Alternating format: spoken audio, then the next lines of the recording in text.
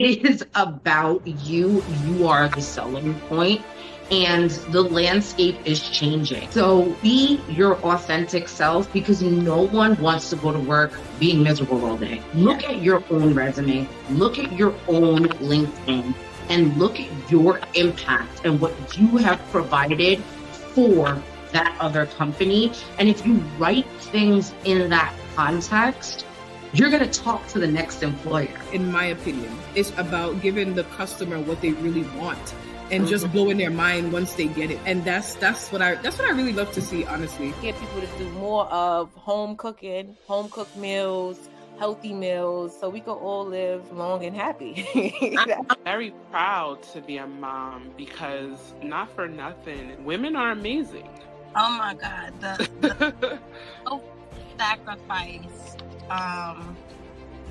and how we make it look so easy. I was just telling Joanne before we got on the call, I said, I had to run from my daughter's school. They had an Easter egg hunt. I said, all right, Mom, I gotta go to work. But, you know, just as moms, we make it happen, you know, supernatural abilities. We are the example for them, you know, and I know that with them being a better version of us. You have to try. You never know how creative you are until you try. Because I didn't think I was creative. I found my creative side during a horrible time in my life.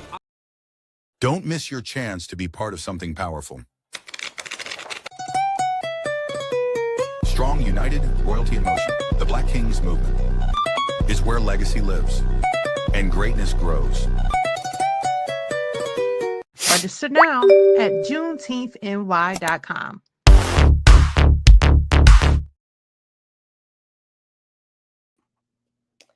Hey guys, it's Kelly with Juneteenth NY. I'm the community engagement specialist, and today I will be hosting Lunch and Learn.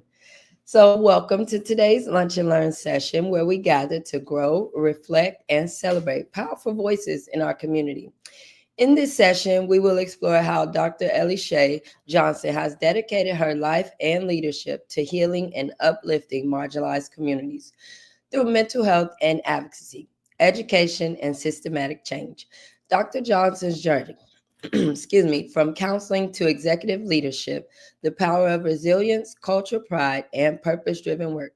Today's conversation will derive into the intersections of mental health, equality, equity, and legacy building in the Black community. So, still we rise, leading, healing, and holding it down for the culture. Juneteenth is approaching, and we are honored to celebrate this powerful moment in history, a time to reflect on freedom, resilience, cultural pride. As a part of this celebration, we will be highlighting our leaders like Dr. Johnson, whose work embodies the spirit of Juneteenth, liberation, education, and community empowerment. Join us as we honor the past, empowerment, and present, and build a brighter future together.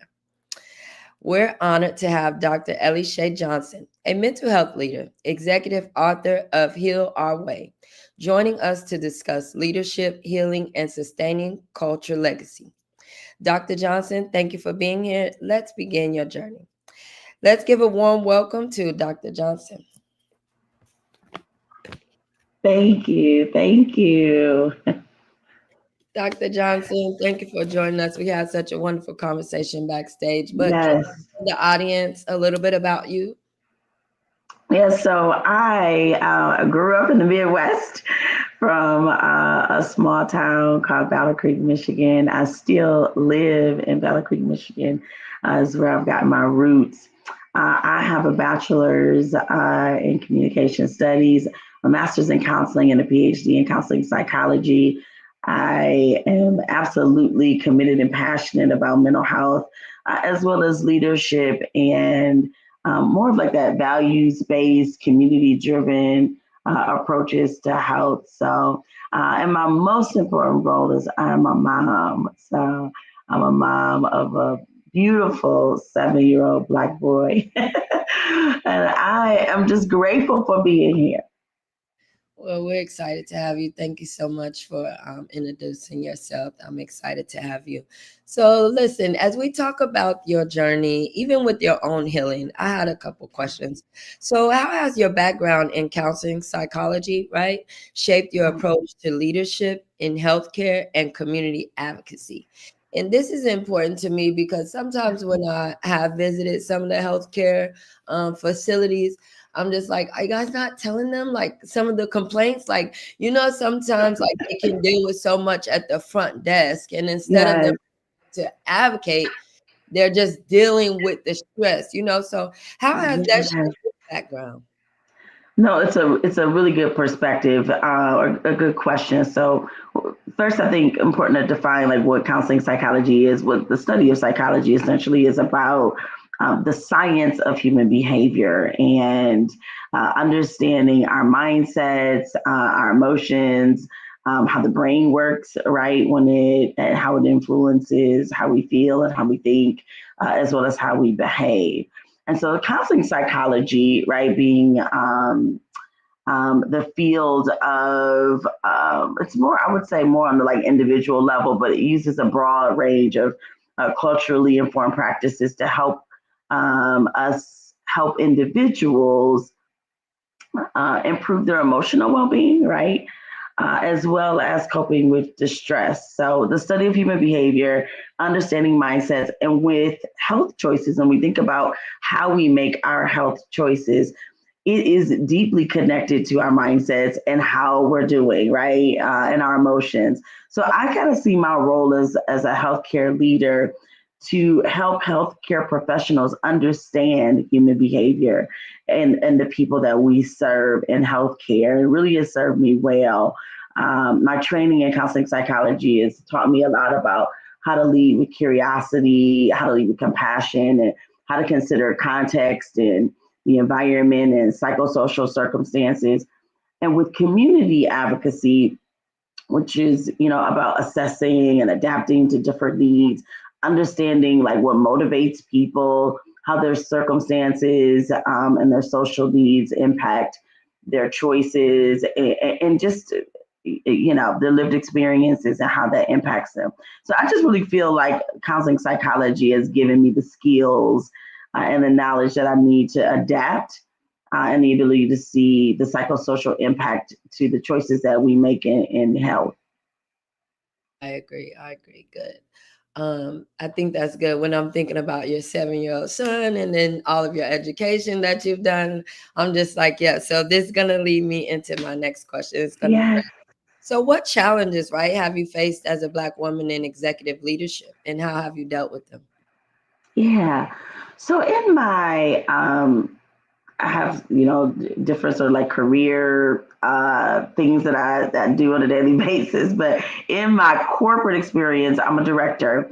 I am also this CEO of a private practice, a counseling private practice. So I would say that being a Black woman in leadership, I have to navigate both the visibility and the invisibility. And I've learned a lot along the way. In the past, as I was like still forming my professional identity, I believe that I was erroneously defining belonging with fitting in.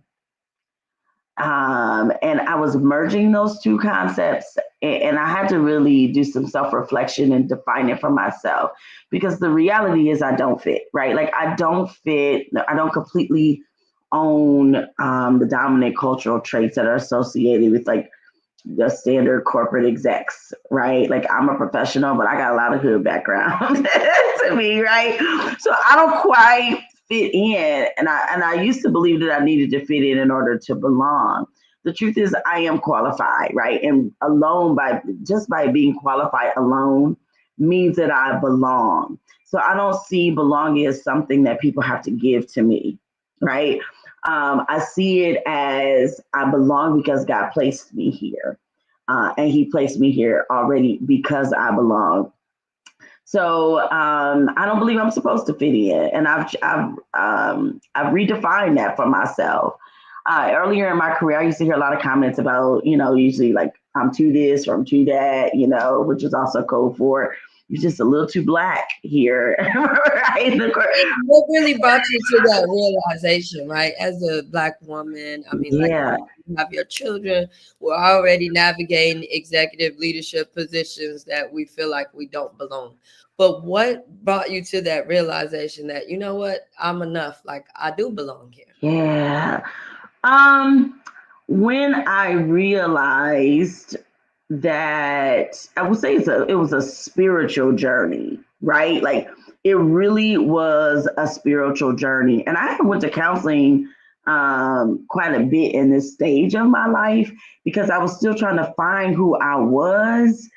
Um, and so that spiritual journey like really helped me to settle in like I'm not supposed to fit in like that's the goal. Right, like that's really what the goal is. You are not supposed to fit in. And so it was that reckoning with I am, you know, uniquely designed, and what that really means, right? When you are uniquely designed, you are uniquely designed. You are not supposed to fit in. And so that hit different when I came to that realization. But really early on, found myself feeling shame, right? Like a lot of shame, especially when people are uncomfortable with your existence. Now, some of the feedback I will say was I was a young professional, so like some of the feedback was meaningful, but sometimes it was really genuinely just bias, right? Like I don't like your hair a particular way, or comments about the way I dressed, or the colors that I would wear, you know, just all of that sort of stuff. And as I grew more confident, I just really made a conscious decision that I wasn't folding. Like I'm not folding anymore. And I found like this way of, you know, we talk a lot about code switching in the Black community. And I felt so far away from like the dominant culture that it was like code swapping for me. Like I would almost have to like, it was just a totally different world, right? And so I created like this balance that like I call it like, you know how we talk about musical mashups, like the remixing with music, the mashup. For me, it was like a language mashup. Like, how do I infuse my Black cultural language with like the standards of professionalism so that I don't disown myself? Right, agree. I see that. I see how that can be very challenging. So that's funny because my next question, right, is you talked about your spirituality. So how does your faith or your culture identity influence your work in the mental health field? Yeah. So, a huge part of my cultural identity is my faith, right? So I see them as one and the same in some ways. But one of the most impactful things that I learned in my academic studies is that you always want to leave your clients with hope. And that stuck with me. So I always make sure that I do my best to leave anybody who I come in contact with hope. And that aligns to my faith, right? Because you have to have faith in the things that you hope for. So that alignment has really had a huge influence for me. That said, hope does require commitment. And commitment requires work, right? So it does come with that. And the reality of hope and faith having to also have a component of work makes a difference. I remember when I was probably in elementary school, and I grew up in the church. I grew up United Methodist, and I remember learning a lesson about the faith of a mustard seed in Sunday school. Yeah. And so one day I was outside, and I was like, you know, if I just had the faith, I'm not kidding you. I was doing this. I was standing like beneath the streetlights, and I'm like, if I have the faith of a mustard seed, I could fly, right? So I remember like trying to um, use faith in a practical way to see if I could fly, if God was going to give me wings. But it's also sort of like this concept of, you know, like the word tells us about God producing miracles, not magic. So like, They get me so confused. yeah, right. So, I think that faith has just been really, really critical to how there's nothing that I do without my faith. I don't even plan my journey. And there are some people who find that difficult, right? Because they believe that you should set your sights on a particular thing. And I don't want to be so rigid in my path that I miss what God's path might be for me. So I don't set a path for myself that's too firm, that doesn't allow me to move in faith. Because if I do that, then I'm going by, I'm making decisions that are more practical and not faith based. Agree, because sometimes, like that's why I love to pray when they say, Lord, let Yeah, it be your will first. your will. These ideas and dreams and goals.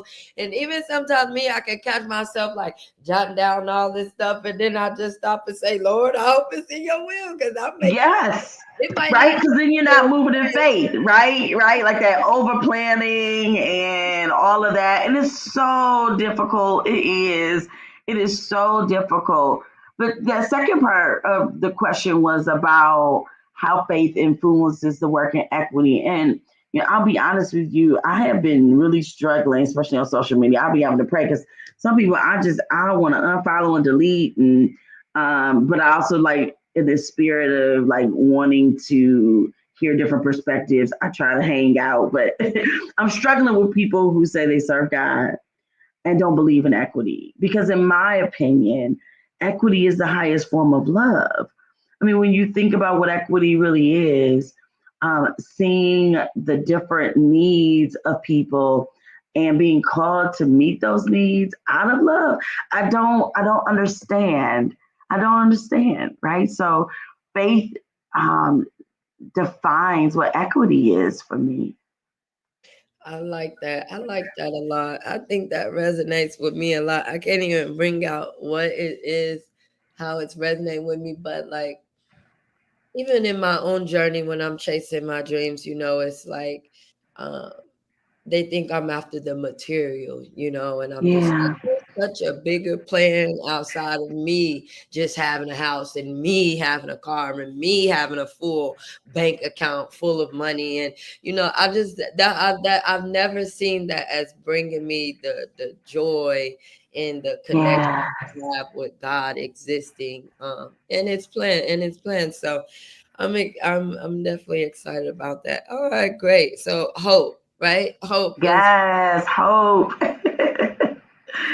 like, speaking of hope, right? What legacy do you hope to leave through your book, Heal Our Way, and your advocacy work? Yeah. I would say, in a nutshell, it would be one, and I love Ibram X. Kendi's message in his books where he talks about the importance of Black people hearing the message that there's nothing wrong with us, and that is what I really want us to know and feel, is that there is nothing wrong with us.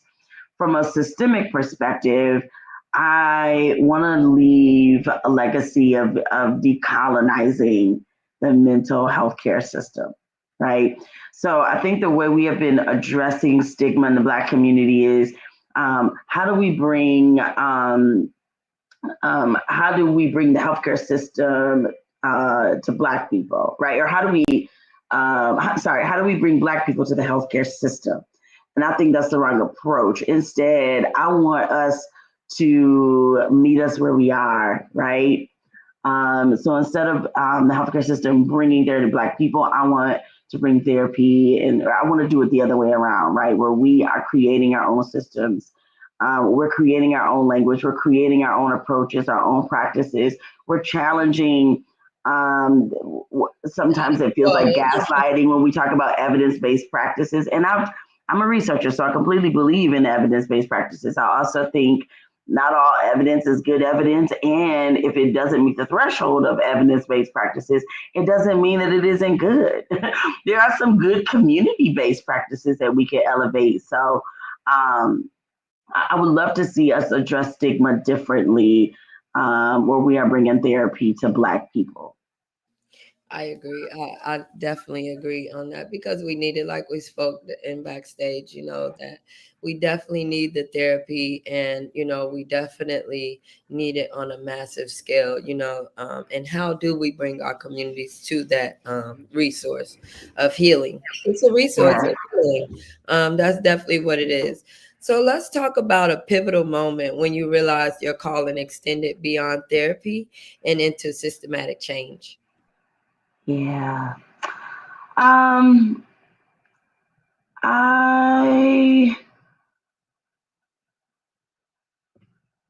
So I think so. I actually approach therapy as systems change, right? I think it's important to note that, like my original to the point earlier about I don't plan my path. So I fell into therapy. I tried to. I thought I wanted to do different things. So I tried to get into a business school. I went to law. I went to law school and dropped out. And then I said, okay, well, what do I want to do? And then I went into organizational.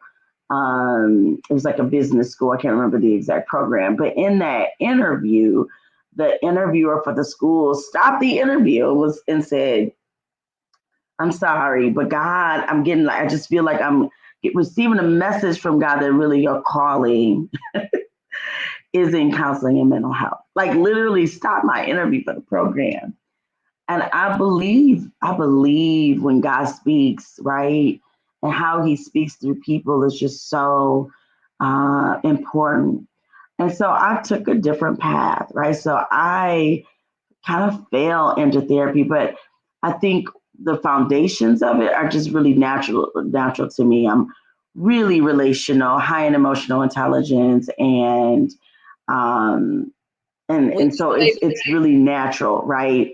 But I do think that the way I approach therapy is systems change for me, right? It's like, how do we change the system within us to achieve our highest level of health or fulfillment in life?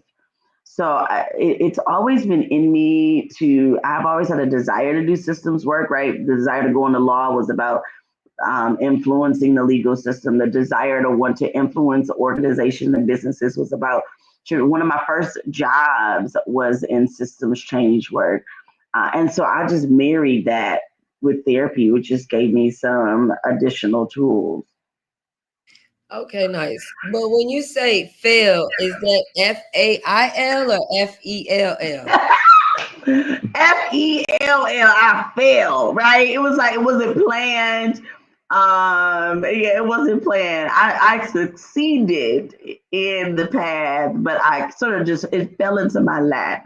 It wasn't something that I was actively pursuing. But when the interviewer said, I feel God speaking to me about your path, I listened to that. And, it says a lot about how sometimes we need to be open-minded, especially those of us who are strong in faith.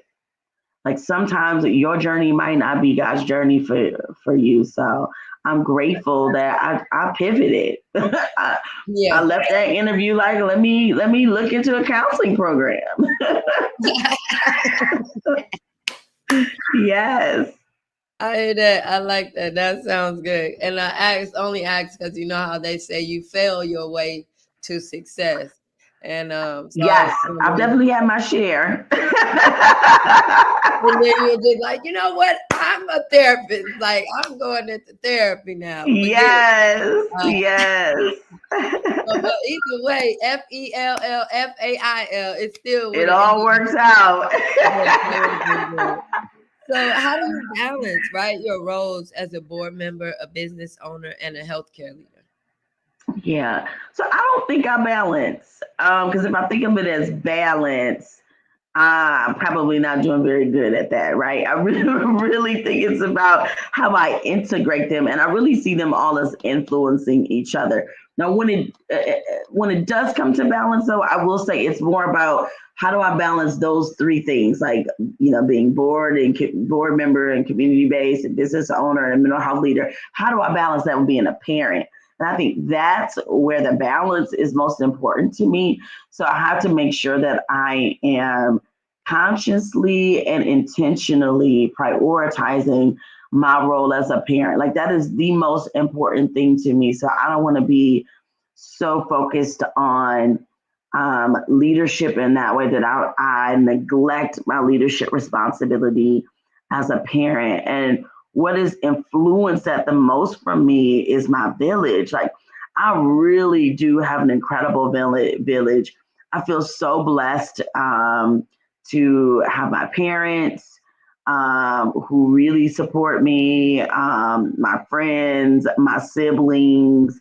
I feel really, really blessed. My child's father, like I really have an incredible village that helps me maintain that balance. But ultimately, I just make sure that whatever I do aligns with my values. Like my core mission doesn't change. I agree. That sounds good. I recently just figured out how I intertwine all the things that I do too, like integrate them. Yes. That's good. I absolutely accept that. So what advice would you give Black professionals aspiring to be leadership in the healthcare or social justice spaces? Yeah. So many of us didn't grow up with I would say like the practice of like business acumen, or like we've received a lot of wisdom. I received a lot of wisdom growing up. Like you should do this, you should do that. But I didn't grow up with the models. So advice that I would give to Black professionals who are aspiring to leadership is to learn the acumen. Learn the business acumen or the business of whatever it is that you're pursuing. Um, we have a lot of the adaptive things, but it's the technical stuff sometimes that gets us stuck. So if you are a social justice advocate, you can be an advocate, but if you lack the knowledge on how to influence policy or how the legislative system works, you'll probably fail at it, right? You won't be as successful. Say with healthcare, right? Like if you talk about, healthcare outcomes and equity and inclusion, but you don't understand the business of healthcare and what influences the business of healthcare, it would be really, really challenging to be successful at influencing it. So the one piece of advice I would say is upgrade the business acumen as much as you can. Read. There's a lot of stuff. YouTube University works, right? Whatever you need to do. Find the opportunity to learn more about how the infrastructure works.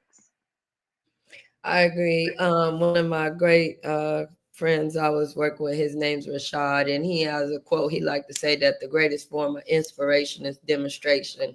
Yes. Someone can see it, they are more inspired than just you telling them. So I believe that is definitely true. And especially for us, we are learning, we learn different, our brain structure different, everything.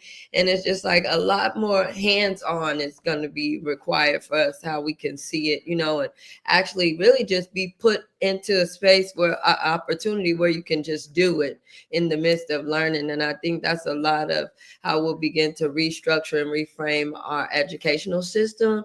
Yes. And to build healthy, rounded human beings, like we said, because now we'll begin to rethink, how we learn, and schools will begin to look different, and we have the opportunity.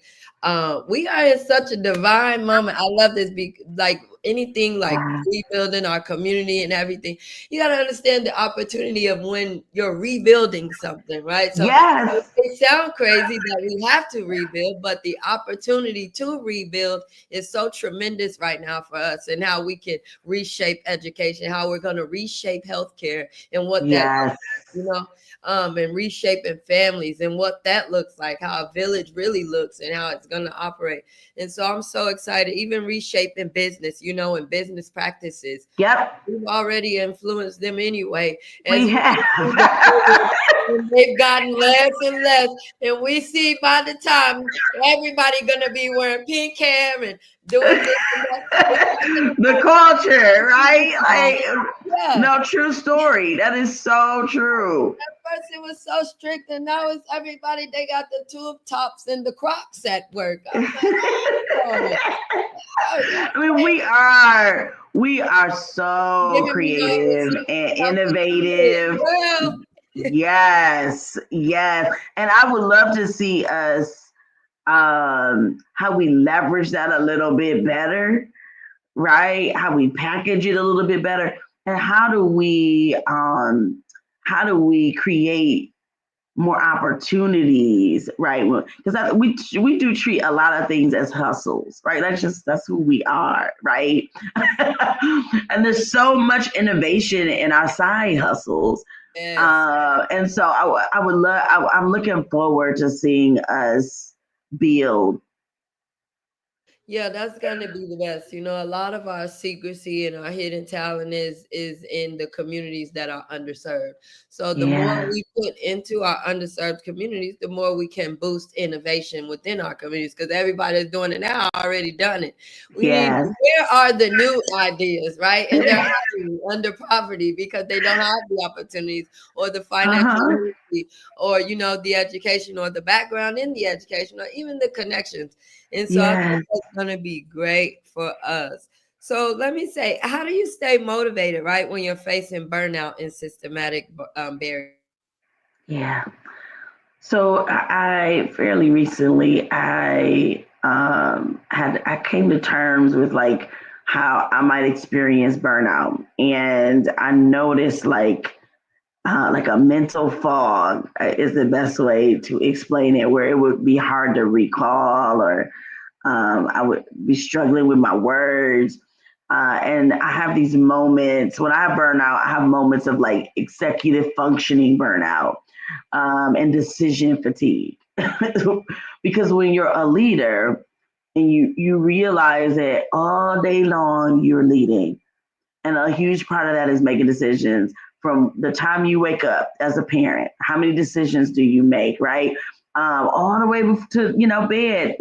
Yeah, I gotta, get prepare for the next day, and, pack the lunch, and what's the weather gonna be? Let me make sure that, we got everything set out. I mean, like, what we having for dinner? How we gonna make it? How, just there's so many decisions in a day. So for me, the way to cope with my burnout is not just take a day off. I need to be intentional about decision-free days. like I'm not just gonna take a day off of work today. I'm gonna take a day off where I'm not making many decisions. Like I need to give that part of the brain, right? Like the frontal cortex. I need to give it some rest. And we need to make sure that we're thinking about the type of burnout you're experiencing and making sure that your rest matches that. So for me, it's rest in decision making. So that's one of the things that I do, like Mother's Day. People are like, what are you doing? Nothing. I'm doing absolutely nothing. I'm not making a decision. Right? So I think that has been really helpful to me. And then, I make sure I have fun. Like I prioritize joy. Yeah. I need joy, and I need the energy of joy around me. So that's important to me. Yeah. Mm-hmm. When's your birthday? March 3rd. I'm a Pisces. Okay, look at you. I'm a Virgo, so okay. Fun. We with the fun. Yes. We might have some fun. It's funny. Okay, when you're thinking about this burnout, right? It was just this new word that I heard on the internet. Dang, it slipped my mind, but here's is that we are generationally burned out from always having to be resilient, right? Yes. Throughout our communities, within our families, Black women, and I thought that was a great point that you made, like not making a decision, right? Because sometimes as Black women, especially if you're single, and you're a single mother or a mother working alone, sometimes with all of the responsibilities, like you say, the decisions start from sun up to sundown. Even in your sleep, sometimes you making decisions. You like, Lord, take the wheel. Because I'm over here, I'm asleep. I don't know what I'm deciding. When your kids come talk to you when you sleep. Listen, I am famous for telling, and listen, I gotta say it and move my phone away. I'm famous for saying, "Hey Siri, remind me to." Yeah, I love me some AI sometimes. I need I can't. That's definitely what's good, especially for women, getting good physical activity, mental health releases, eating fresh, healthy fruits and vegetables is always good, especially for us. Because I tell them, when women are right, like, you got to understand the mental already not right from the 7 cycles, the moon, and this menstrual. Like, it's not good, when the happy wife, happy life, meaning if y'all make me have the whole everything, y'all gonna do whatever y'all want. I'm gonna serve y'all. We're gonna get Disney World, Disneyland, wherever, that we have that. We cannot make I gotta pick me a day to make no decisions. Y'all decide. The house might be burnt down that day. Right. You're like, you figure it out. Okay. What impact do you hope that you hope your work to have on future generations, particularly Black youth that are navigating mental health stigma? I talked earlier about models. I don't know that we have enough models of what it means to be authentic and intelligent and professional, and how we do that culture mashup, that right, which is another way of yes, it's like another way of like addressing or framing acculturation. But I want our young people to know that they're not broken. You may come from some broken circumstances. You may come from humble beginnings. It's all about the way you frame your lived experience. And I want us to like get to a place where we can be vulnerable. I'm a little concerned about our inability to be vulnerable. I'm also concerned about like our values.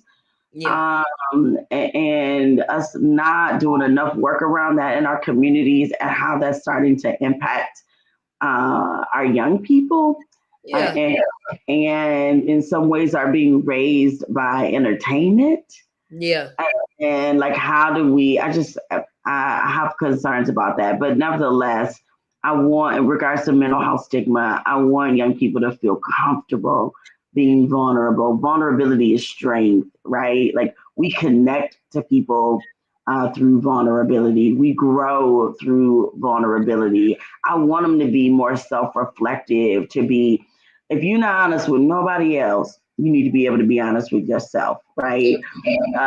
So that's the hope that I have in addressing stigma with our young people. All right, that's good. So, what culture component for care critical in mental health, and how can organizations improve?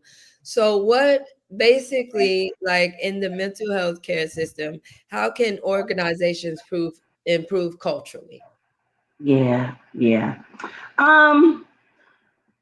I think we have not, blending. I'm trying to think of how to say this. So Clock the I appreciate the DEI movement. I think the challenge has been so much of it has been politicized that we have reduced culture to just being to being more about politics than about relationships and um, creating experiences for people that feel fair and equitable, right? So I think the one thing organizations and people can do in general is just first realize what culture actually means. Okay. Culture is not just about Black people or the LGBTQ community. If you, just by nature of existing, you have a culture. If you're breathing, if you're human, you have a culture, right? So I think the first thing is people realizing that everybody has it, right? And so organizations don't need to shy away from that. Literally every single organizational development tool is rooted in adapting to differences. Cultural differences. You talk about DISC, that's adapting to differences. When you talk about any tool that exists out there, it is literally about adapting to cultural differences. So I think making sure that we know we're talking about the right things. And then I think if we want to see successful mental health outcomes, we can't do that. Like cultural competency is about our clients feeling seen and heard, and that we as healthcare professionals understand and care about what matters most to the people, to our clients and our patients. So, and then our clients get to determine that. Sometimes, because we got fancy degrees and we've been going to school forever. Some of us have paid mansion payments for our degrees. So we walk into these rooms and we like, I'm the expert. I know what you need, but I haven't taken the time to understand who you are or what matters most to you. And while I might be the expert in my field, I do not have a PhD in you. Right. So I think it's like the meeting of the minds. You come in as the expert of yourself. I come in as an expert in the field, and we share expertise to co-design your interventions and your prescriptions and recommendations. So I think, that's what culturally competent care is to me. That sounds good because that's definitely what we need. And when you're thinking about building our healthcare systems and systems built around our well-being, a lot of those things is took into consideration for us. So you talked about vulnerability, right, and how that can help us connect as a community. So how can storytelling, like your book, basically help destigmatize mental health in our communities, within the Black community, of course? Our roots, like when we think about our ancestral roots, what's native to us is storytelling, right? Like before we could read, we were sharing stories. So I think it's really about like how do we get back to what worked for us, and using storytelling to drive empathy. Empathy is connecting through stories. I hear your experience. It pulls up an experience for me, and we find what I can identify with a piece. I might not be able to identify with the same lived experience, but my own story is connecting to your story, so I can understand how you might feel, right? So I think getting back to that, which I think as a mental health professional, some of that is also like we're taught that we should minimize disclosure, and there's an art to it. So how do we use it in a way that doesn't take away from the client experience, doesn't violate any ethical boundaries and such, but that we use our own stories as a way to connect to people and destigmatize mental health challenges. We need to bring those back. We don't have them no more. You used to have a testimony where you had to hear some of the stuff that people have went through and gone through. You'd be like, God, through all of that. Testimony, Lord, praise God. You'd be like, thank God. I mean, it's definitely, that's like a testimony, Yes. Other people as they move forward. So can you share a lesson, right, about a professional setback that strengthened your journey?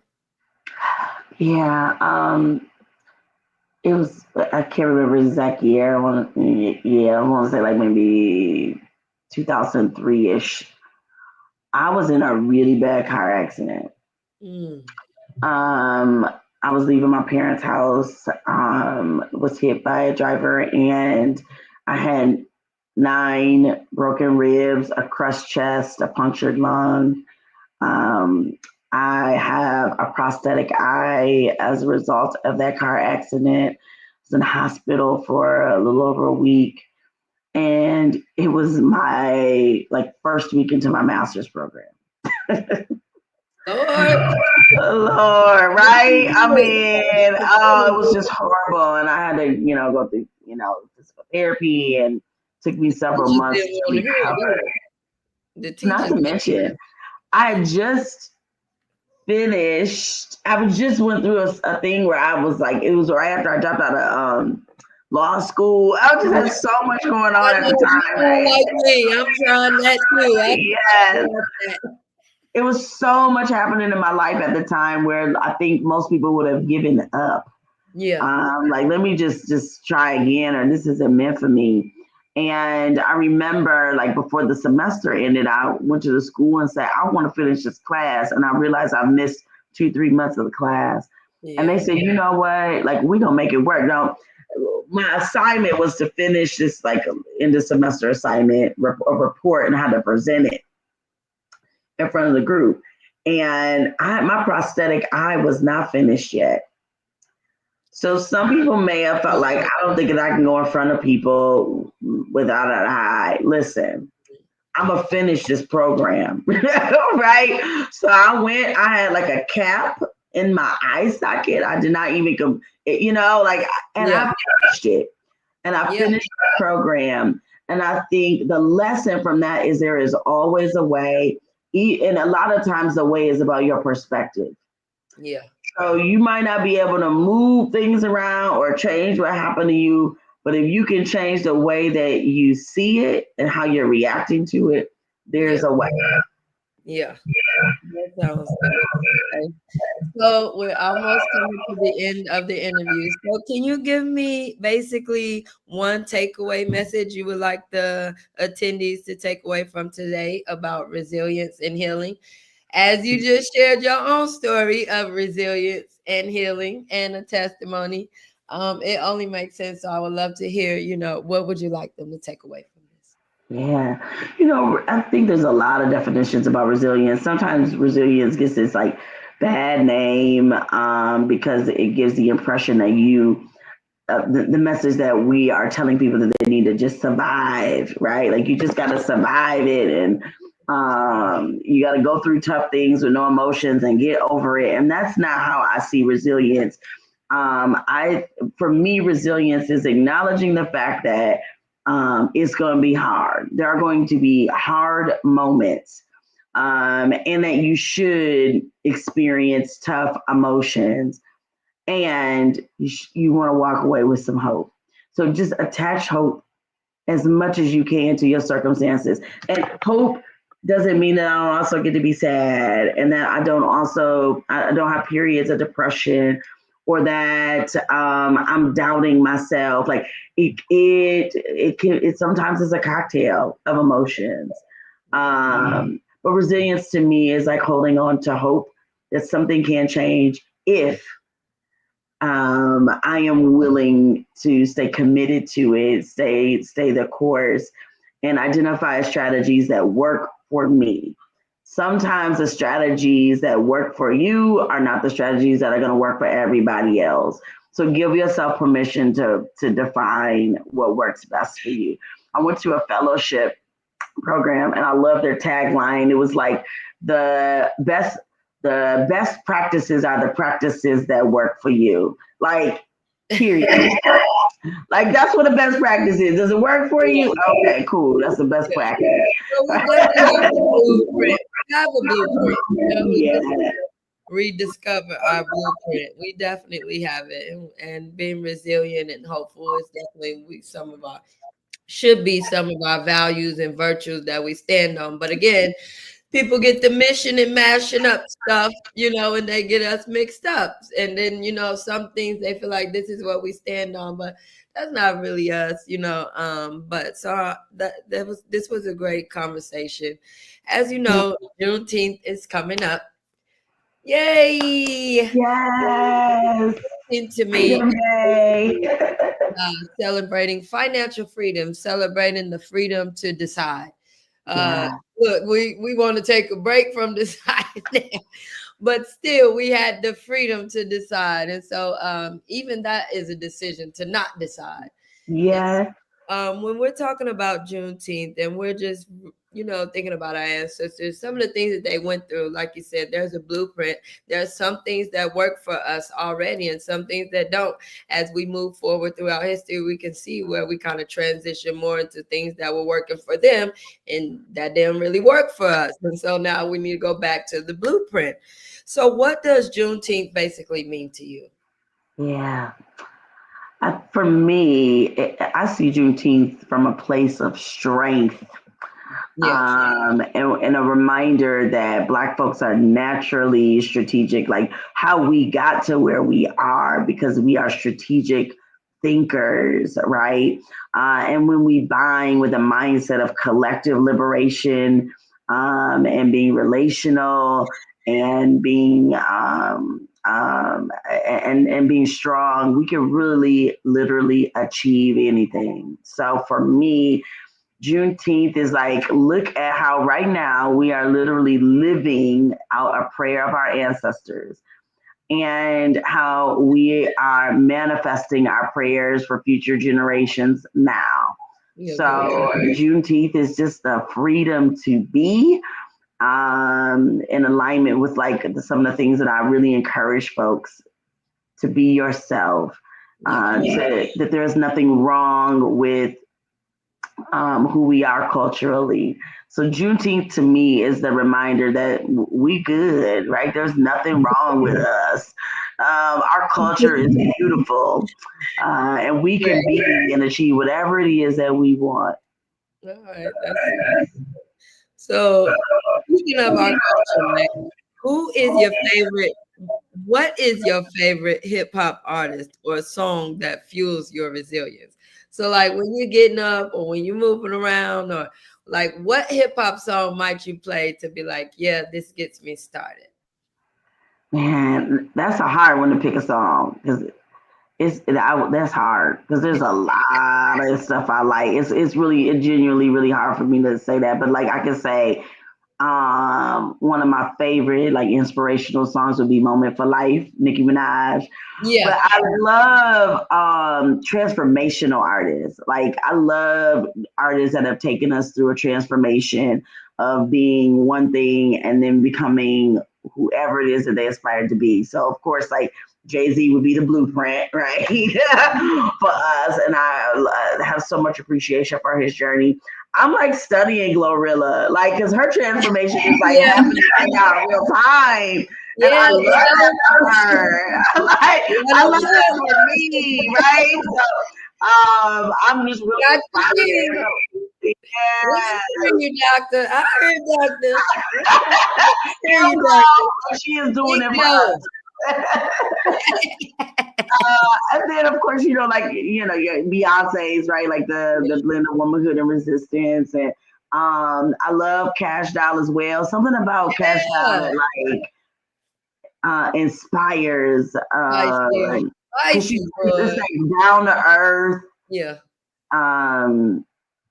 And she's so honest and real. Like I like people who give you the truth. And even though this is not a hip hop artist, I'm gonna just put Michelle Obama in there, right? Because she also carries that, right? Like I'm not about to try to align myself to with other people's expectations of who I should be. So I just love people like that.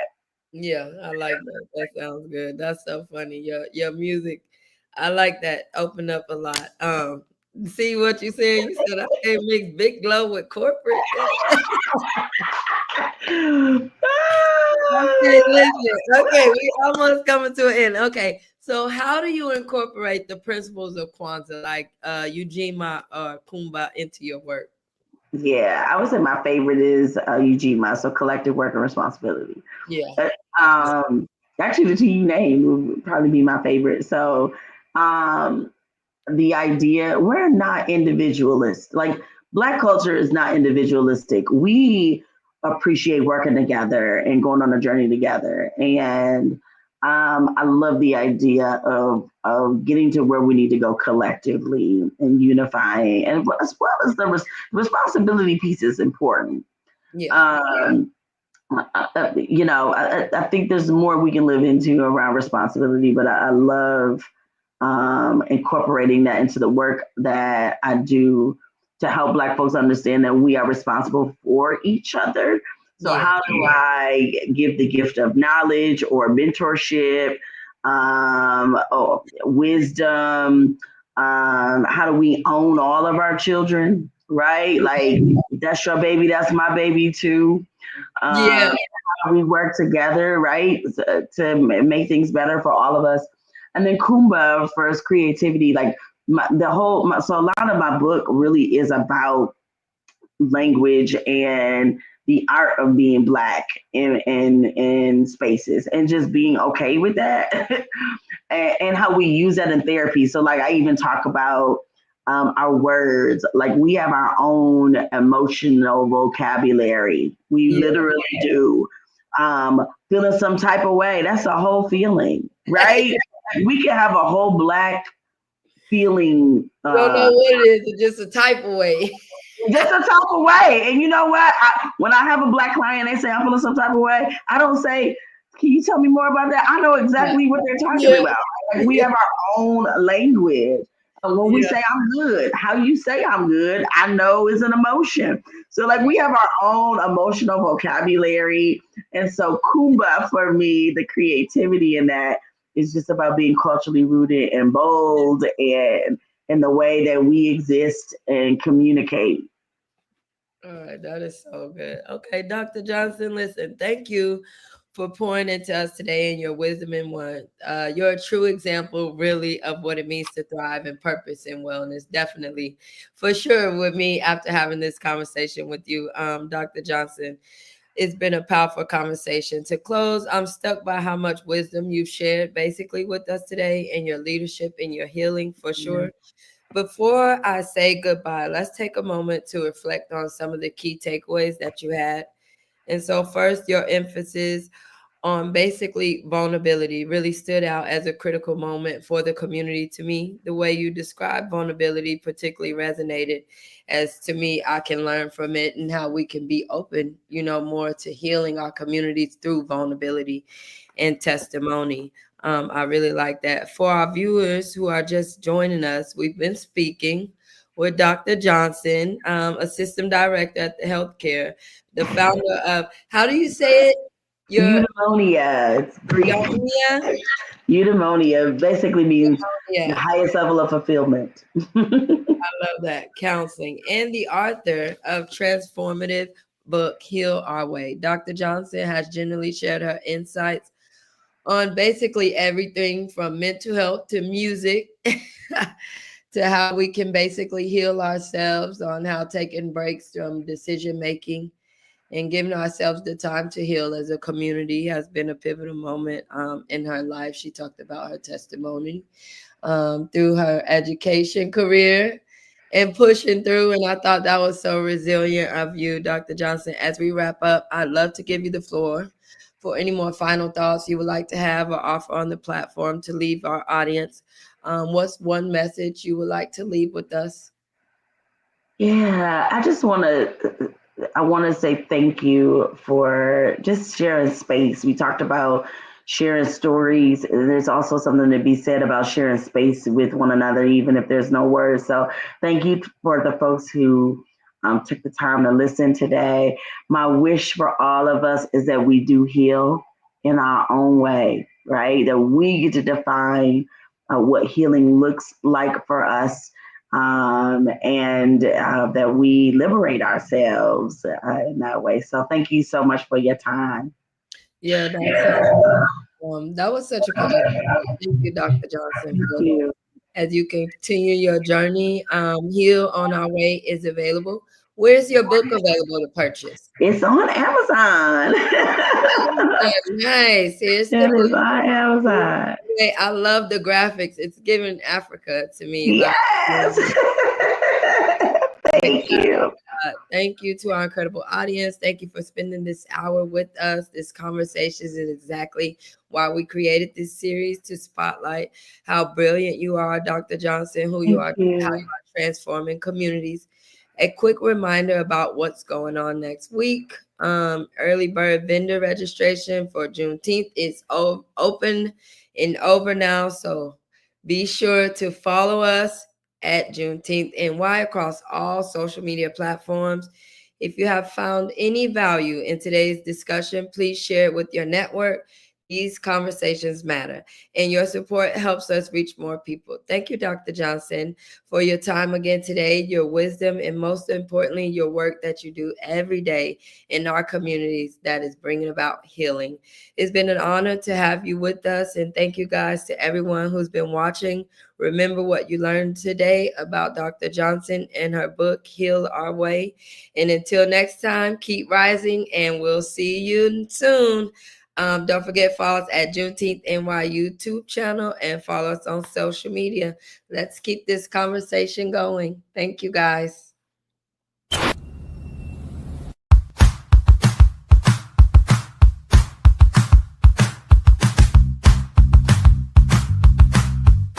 Register now at JuneteenthNY.com. Don't miss your chance to be part of something powerful. Strong, united, royalty in motion. The Black Kings movement is where legacy lives and greatness grows.